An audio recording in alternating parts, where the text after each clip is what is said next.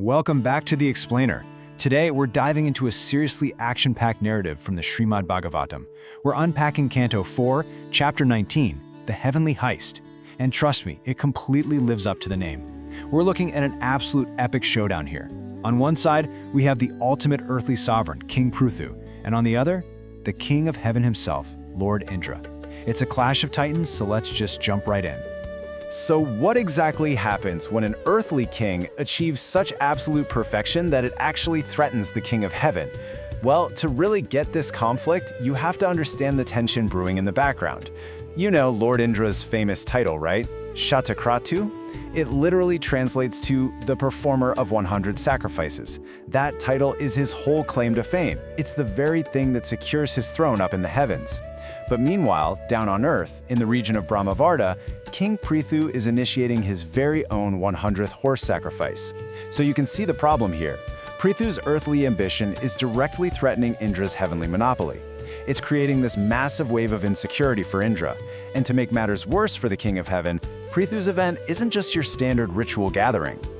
I mean, just look at this VIP list. The text goes out of its way to describe the sheer, mind-boggling magnitude of this 100th sacrifice. This wasn't some local festival. Literally, the entire cosmos showed up. We've got Lord Hari, the Supreme Lord himself, presiding right there as the master of the sacrifice. Lord Brahma and Lord Shiva are there. You've got the celestial musicians and dancers, the Gandharvas and Apsaras, and then you have the absolute heavyweights of Vedic wisdom rolling in. We're talking great sages like Kapila, Narada, Dr. Treya, and the Sanaka brothers, along with the Siddhas and Vidyadharas. Basically, everyone who is anyone in the universe is enthusiastically gathered there to serve and witness King Prithu's monumental achievement. And the setting for all of this? Nothing short of miraculous. The Bhagavatam paints this brilliant picture of the world under King Prithu's rule. It was a literal golden age. The earth was acting like a giant wish-fulfilling cow, just yielding every possible desire. The verses actually describe rivers flowing with milk and yogurt, enormous trees just dripping with honey, and mountains practically handing over precious gems and 4 different kinds of food. Every single entity, from the deep oceans right down to the local governors, brought presentations for the king. It was just absolute perfection and bounty. But, as we all know, absolute perfection has a funny way of making certain people very, very nervous. And this brings us to the primary conflict. Lord Indra just cannot handle the competition. Watching Prithu's glorious success, he grows wildly, obsessively jealous. So what does he do? To ruin this final 100th sacrifice, Indra resorts to straight-up sabotage. He turns himself invisible and steals the sacrificial horse, which is of course the absolute most essential animal required to complete the ritual. But he doesn't get away totally unseen. The great sage Atri spots Indra fleeing through the sky, totally disguised in the false garments of a liberated ascetic. Atri immediately sounds the alarm, alerting King Prithu's son, who is a formidable warrior in his own right. The son furiously takes off into the sky, shouting, "Wait! Wait!" He chases Indra down like a bird of prey hunting its target. Indra panics. He completely loses his nerve, abandons both the stolen horse and his deceptive disguise, and just disappears into the heavens. The crucial point here is that triumphant return. The victorious prince brings the sacrificial animal right back to his father's arena. And because of this incredible feat, literally chasing down the King of Heaven and retrieving the prize, the great sages bestow a legendary new name upon the prince, Vijayatasva, which means the one who has won the horse. It's this moment of immense pride and celebration for King Prithu's entire camp. But, as you might have guessed, Indra's ego is severely bruised, and he is absolutely not about to give up that easily. That bruised ego leads right into a second theft. This time, Indra creates a dense, magical darkness to completely obscure the arena. He sneaks in and steals the horse from the wooden sacrificial post a second time. And his disguise this time? Even more bizarre. He adopts the false garb of an ascetic carrying a skull and a trident. But once again, the eagle-eyed sage Atri spots him soaring through the sky. Now, Vijayatasva hesitates at first. He sees Indra's religious garb and pauses, but Atri pushes him. He tells the prince to attack this lowest of the demigods who is trying to ruin the sacrifice. So in a blinding rage, Vijayatasva draws his arrow. Seeing this, Indra freaks out again. He drops the horse, abandons this terrifying new disguise, and flees the scene. The prince retrieves the horse once more. But it's what Indra left behind that ends up creating a massive problem for humanity. And that brings us to a highly significant philosophical concept in the text. Pashanda Rupa. The Bhagavatam defines this as heresy or a false religious path. Remember those ascetic disguises Indra kept abandoning up in the sky? Well, the text explains that those abandoned forms, the deceptive clothing of monks, the skull-bearing outfits, became the literal foundation for false religions. Because Indra used the appearance of spirituality to commit a deeply sinful act, stealing the horse, the disguises themselves actually became symbols of deception. The fallout from that deception was immediate. Ignorant people, lacking true spiritual knowledge, actually found these discarded disguises appealing. They began adopting them. They embraced nakedness, they wore red garments, they carried skulls. And the text makes a really sharp observation here. It points out that people are generally attracted to these false paths because they often come bundled with really eloquent, clever speech and a superficial show of renunciation. But they are fundamentally flawed. They're built entirely on a foundation of illusion and theft. They serve only to confuse the public and distract humanity from true dharma, or righteous duty. So Indra's desperate sabotage accidentally birthed religious hypocrisy right here on Earth.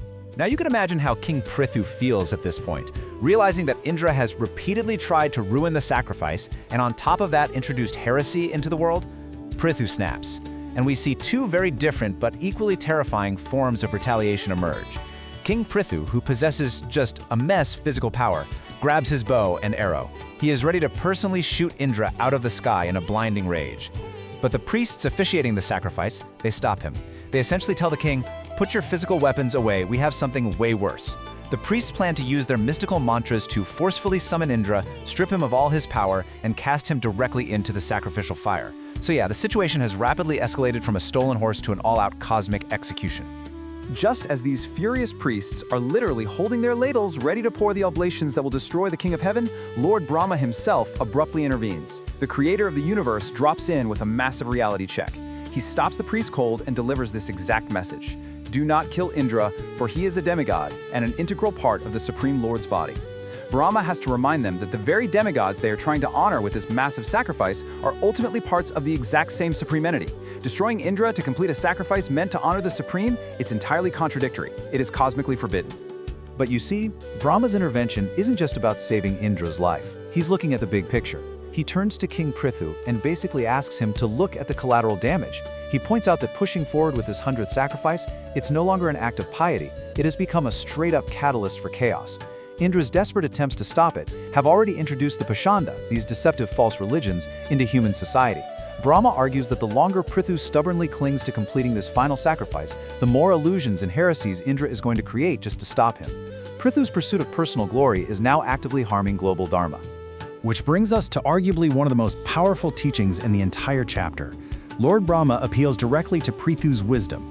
He basically says, look, you are already a liberated soul. You know the highest truth. So why on earth are you letting your mind enter the darkest ignorance just because a ritual got interrupted? Brahma advises the king to completely let go of his attachment to this 100th sacrifice. Just stop at 99. By doing that, Prithu will diffuse the entire situation, stop Indra's desperate sabotage, and prevent any further spread of these illusionary religions. It's this profound, incredibly difficult call to sacrifice the sacrifice itself for the greater good. And beautifully, King Prithu listens. The king completely drops his anger and obeys Lord Brahma's wisdom, bringing a peaceful resolution to this wild cosmic standoff. And even though Indra was entirely in the wrong here, Prithu affectionately makes peace with him. He forges an alliance based on forgiveness rather than vengeance.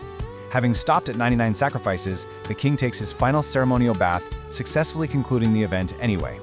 And because of his incredible humility, his willingness to put cosmic harmony way above his own perfect record, the deities, the sages, and the citizens are completely satisfied.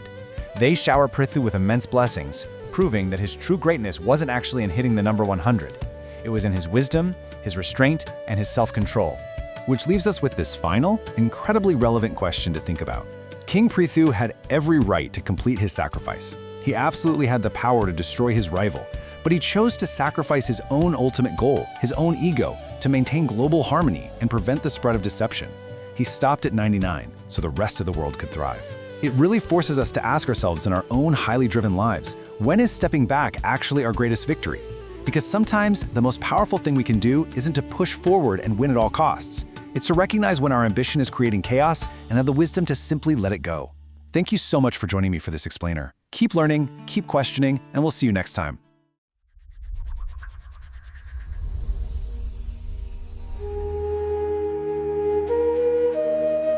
What if I told you that some of the world's most destructive false ideologies didn't actually start with a brilliant evil mastermind? Right, they just sort of, happen by accident. Yeah, exactly. Like the accidental fallout of a god trying to cheat in a cosmic competition. I mean, it sounds like a surreal fantasy, but it is actually this really profound commentary on human psychology and how easily we get manipulated by superficial aesthetics. Totally.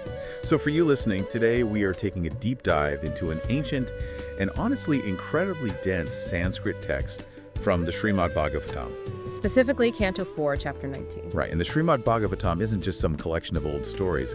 It's really a foundational text of ancient Indian philosophy. Oh, absolutely. It maps out the nature of reality, cosmic order, divine incarnations, all of that. Yeah, and our mission today is to explore a narrative that unpacks the very origin of fraudulent belief systems, set against this crazy backdrop of cosmic jealousy, literal shapeshifting, and a look at the limits of righteous anger. The layers in this text are just remarkable because we are looking at a scenario where a society is functioning at its absolute peak. Right, guided by this perfect leader. Exactly. And yet, that very perfection becomes the catalyst for chaos. Okay, let's unpack this. We need to set the scene, because the scale of what is happening in the first 9 verses of this chapter is just staggering. It really is. So we're in a region called Brahmavarta, specifically right where the Saraswati River flows east. And this is the domain of King Prithu. And Prithu is not your normal politician. No, not at all. The text identifies him as an empowered incarnation of Lord Vishnu, born specifically to protect Dharma. Right, and let's define Dharma for a second because it is basically the engine driving this whole story. It's like the underlying operating system of the universe, right? Yeah, exactly. It's this combination of cosmic law, righteousness, and duty. And Prithu is there to restore this order after the disastrous reign of his tyrannical predecessor, King Bena. Right. To cement this restoration, King Prithu initiates a massive undertaking, 100 Ashvamedha sacrifices. And calling it a grand horse sacrifice just does not do justice to the political and spiritual weight of the Ashvamedha. Yeah, I was reading about the mechanics of this, and it is basically the ultimate geopolitical flex. Oh, 100%. The king consecrates a special horse and lets it roam completely free for an entire year, followed by an army.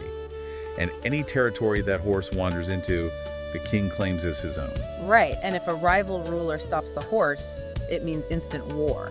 But if the horse returns unchallenged, it proves the king is the undisputed sovereign ruler of the world. And that culminates in this massive sacrificial ceremony. Performing just one Ashvamedha was considered the pinnacle of a ruler's life, and Prithu is on the verge of completing 100 of them. Which is wild. It is. Because of the magnitude of this event, the guest list defies comprehension. This is a universe-spanning summit. Right, the Supreme Lord Hari is personally present. You have Lord Brahma, the architect of the material universe, and Lord Shiva. Plus the great sages like Kapila and Narada. All the celestial guardians, entire populations of beings, Gandharvas, Vidyutaras, Daityas, and Danavas. I mean, if you hold any authority in the cosmic hierarchy, you are in Brahmavarta for this event. And the environment itself reflects this convergence of divine energy. It's absolute dharma. The text explicitly describes an atmosphere of just utopian abundance, doesn't it? Yes, the earth is yielding all desires without even being plowed. Rivers are flowing with milk and foods. Trees are literally dripping with honey. Right, and the oceans and mountains are bringing forth gems and sustenance. It's basically the ultimate VIP event, and the universe itself is handling the catering. Every single element of nature is cooperating perfectly. Because the king's actions are in total alignment with cosmic law. But, listening to that description, my immediate thought is that it's too perfect. Yeah. Absolute abundance on that scale makes someone somewhere feel very insecure. That is exactly what happens. That brings us to verse 10 and the introduction of Lord Indra. Now, in this text, he is referred to by the title Shatakratu, which translates directly to he who has performed 100 sacrifices. And that detail changes everything. Indra is the king of heaven, but his position isn't just handed to him permanently. No, it's an earned post. His entire identity, his spiritual authority, his political power, it's all based on the fact that he holds the universal record of 100 successful sacrifices. So imagine the incumbent CEO of a massive global conglomerate watching a brilliant, unstoppable startup founder about to launch a product that makes his entire legacy obsolete. Wow, yeah. Indra is experiencing profound incumbent anxiety. Exactly. He looks at King Prithu, who is not only universally beloved, but is also an avatar of Vishnu, and he's about to tie his record. Indra's ego simply cannot tolerate being outshone. Not at all. So instead of being a graceful leader and celebrating this era of peace, the King of Heaven decides to sabotage the final sacrifice. Right. Verses 10 and 11 describe Indra turning himself invisible and actually stealing the sacrificial horse. And without that specific horse, the 100th ceremony is just paralyzed. But Indra doesn't just rely on invisibility, though. No, the escape initiates a sequence of events that fundamentally alters human history. The great sage Atri is attending the ceremony, and his spiritual vision is so sharp that he spots Indra flying through the sky with the stolen horse. Right, so Atri alerts Prithu's son, who is a highly capable warrior, and orders him to chase down the thief. But when Prithu's son catches up and prepares to strike, he freezes. He freezes because of what Indra is wearing. Atri points out that Indra has disguised himself as a false ascetic like a heretic. He has matted hair, his body is covered in ashes, and he's wearing the garments of someone who has renounced the world. What's fascinating here is how incredibly manipulative that is. Indra is basically weaponizing the young warrior's own moral compass against him. Because Prithu's son has been raised in a society where dharma is absolute. You do not raise a weapon against a holy man, ever. And Indra knows this. He uses the outward aesthetic of pure goodness as a literal shield for his crime. The psychological friction for the young warrior has to be immense. I mean, he sees the stolen horse, but his cultural conditioning screams at him to respect the matted hair and the ashes. Exactly. Atri, however, has the wisdom to separate the symbol from the action, so he yells at the prince to strike anyway. Right. Atri uses a really vivid analogy from the Ramayana. He tells the prince to attack the way the vulture king, Jatayu, fiercely chased the demon Ravana. He is forcing the prince to see that a thief in holy robes is still just a thief. And that push works. The prince goes on the offensive. Indra realizes his psychological shield has been broken. So panicking, he abandons both the disguise and the horse in midair and turns invisible to escape. Then the prince returns the horse to the sacrificial arena, which earns him the title Vishitaswa, meaning the conqueror of the horse. And they tie the horse back up to the wooden sacrificial post with a golden chain. You would think Indra would take the loss and go home at that point, but ego makes people obsessive. Oh, completely. Verses 19 through 25 detail his second attempt. This time, Indra blankets the entire arena in dense, terrifying darkness to mask his approach. And he manages to unclasp the golden chain and steal the horse again. So the chase repeats, but Indra elevates the shock value of his disguise. Right, as Atri points out the fleeing god to Vishitaswa once more, Indra is now carrying a skull and a trident, and he's wearing red garments. Which are symbols associated with very intense, unorthodox spiritual practices. Vishitaswa hesitates again, paralyzed by the sight of these potent spiritual symbols. And Atri has to yell at him to shoot. Once again, Indra drops the disguise, drops the horse, and vanishes. Wait, so Indra just leaves these weird disguises lying around. Why does that matter? Well, the text identifies this as the exact moment false ideologies known as Pakhanda entered human society. Okay. The word Pakhanda refers to heretical paths or pseudo-religions that deviate from actual cosmic law. So when Indra discarded those disguises, they didn't just decompose and disappear. No, people with weak understanding, people lacking deep philosophical grounding, stumbled upon them. They saw the matted hair, the skull, the ashes, and assumed they had found some secret, elevated spiritual path. Exactly. They were captivated by the dramatic aesthetic. The verses explain that these foolish people were attracted by eloquent but deceptive words used to justify these new practices. They took symbols that a desperate god used purely to commit a crime, and they built entire belief systems around them. Which is pretty wild when you think about it. Here's where it gets really interesting for you listening. The text is basically making a devastating critique of human superficiality. Yes. People assume that because something looked profound, it must be profound. They adopted the outward markers of renunciation like nakedness, specific colored robes carrying skulls, without any of the internal purification or understanding of Dharma those symbols are actually supposed to represent. It really highlights the danger of divorcing symbols from truth. These new Pakhanda movements began to spread, causing real societal disruption. Because they confused the public about what genuine righteousness actually looked like. And when you realize that your sacred ritual is accidentally spawning fraudulent cults and confusing your citizens, your priorities shift dramatically. Yeah, for King Prithu, this realization manifests as pure, unadulterated rage. Verse 26 describes the king learning about Indra's sabotage and the resulting chaos. I mean, the man is an avatar of Vishnu, literally incarnated to protect Dharma. And he decides he has had enough. He takes up his massive bow, and his intention is clear.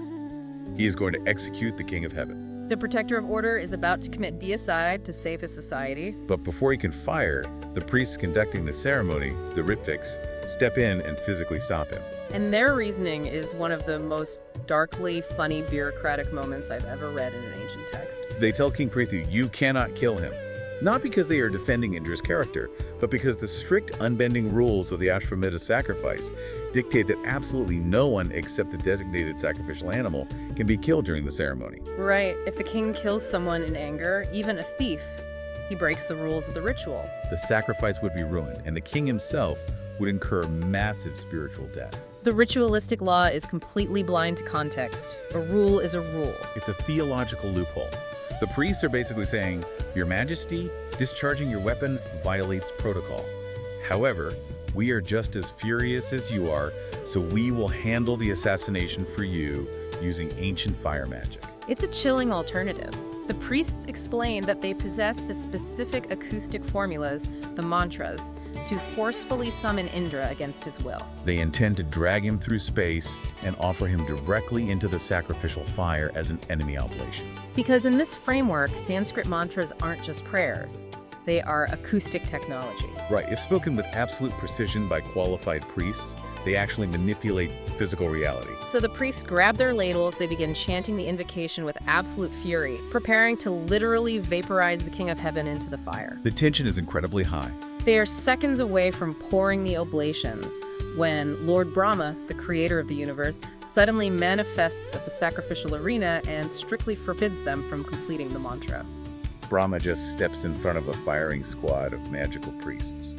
This raises an important question regarding the nature of justice versus universal balance. Right, because Brahma isn't intervening because he thinks Indra is innocent. No, not at all. He explains to the priests and to Prithu that Indra is an integral part of the Supreme Lord's cosmic administration. In fact, the very celestial beings the priests are trying to honor with the Ashvamedha are represented by Indra. So if they burn Indra to ashes, they are attacking the very system they are trying to honor and uphold. It would be like destroying the entire electrical grid just to stop one rogue hacker. Exactly. Brahma argues that killing the King of Heaven would be a far greater violation of cosmic order than a stolen horse. The cure they're preparing is vastly more destructive than the disease. But Brahma doesn't just tell them to put down the ladles and walk away mad. He turns his attention to King Prithu. And over the course of verses 32 through 38, he completely dismantles the king's definition of what success actually means in this scenario. Brahma delivers this profound philosophical pivot. He looks at Prithu and says, "You have successfully completed 99 sacrifices. That is enough." Which flies in the face of everything we are taught about ambition, you know? Oh, yeah. The modern mindset is to never stop at 99. You push through the pain, you defeat your enemies, and you get to 100 so you can have the title. But Brahma points out that holding on to that title is an act of ego. He reminds Prithu that he already knows the path of moksha, ultimate liberation, from the cycle of material existence. Right, Prithu is already spiritually realized. He doesn't actually need a 100th sacrifice to prove anything to anyone. The original goal of the ritual was to better the world and establish Dharma. But Brahma points out that because of Indra's relentless jealousy, the ritual has become a trap. If we connect this to the bigger picture, Brahman is explaining that continuing the sacrifice is actively harming the society Prithu is sworn to protect.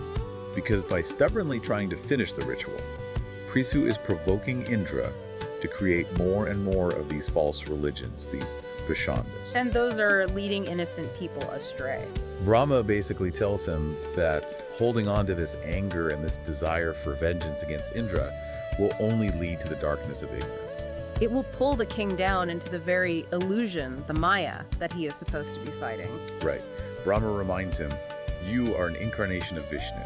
You were brought here to heal the world from King Vena's sins, not to destroy it over a matter of personal pride.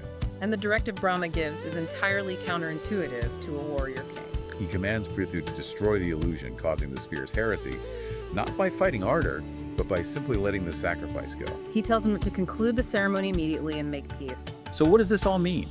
We just traced a narrative that escalated from a utopian ceremony to theft, shape-shifting chases, the accidental invention of heretical cults. And the brink of acoustic magical warfare, don't forget. Right, and the hero wins the day by actively choosing not to cross the finish line.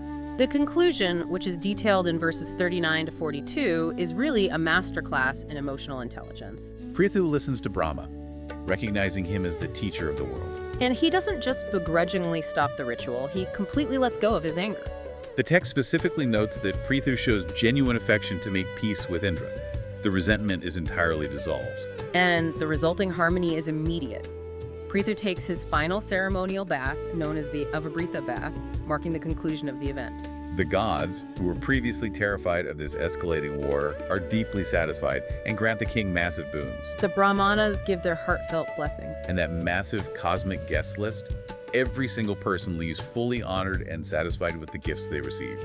The cosmic order was restored, but not through force or rigidity. It was restored through a profound act of relinquishing ego. Prithu realized that protecting the minds of his citizens from false ideologies was infinitely more important than claiming the title of performing 100 sacrifices. What an incredible journey through a single chapter of text. I mean, we started with the sheer mechanics of the Ashvanada and the utopian abundance it generated. And then we dissected the psychology of a god terrified of losing his status, leading to a desperate campaign of sabotage. We analyzed how that sabotage, through the weaponization of aesthetic disguises, accidentally seeded fraudulent belief systems into the world. It is a striking analysis of how easily human beings conflate the outward appearance of spirituality with actual substance. Yeah, and we witnessed the absolute righteous fury of a king pushed to the edge. Juxtaposed against the rigid technical bureaucracy of priests ready to vaporize their enemies with mantras. And finally, we arrived at Lord Brahma's counterintuitive wisdom, knowing exactly when to stop. For you listening, this narrative operates as a timeless diagnostic tool for our own ambitions. Right, because even our most noble pursuits, whether it's building a company, fighting for a cause, or striving for personal excellence, they can turn toxic if they become infected by ego. If we become so obsessed with crossing an arbitrary finish line that we ignore the collateral damage we are causing, we are no longer serving our original purpose. Knowing when 99 is enough is the ultimate victory over the self. It requires vastly more strength to put the bow down than it does to fire the arrow. Exactly. I want to leave you with a final thought to mull over as you step back into your day. We spent a lot of time discussing how, according to this text, massive ideological conflicts and false paths were born simply from a desperate god discarding his deceptive disguises while trying to win a cosmic competition. It makes you wonder, when you look out at the fierce ideological battles, the superficial movements, or the societal disruptions making headlines today, how many of them aren't the grand philosophical revolutions they claim to be, but are actually just the discarded disguises of an ancient ego-driven power struggle? We will let you think about that.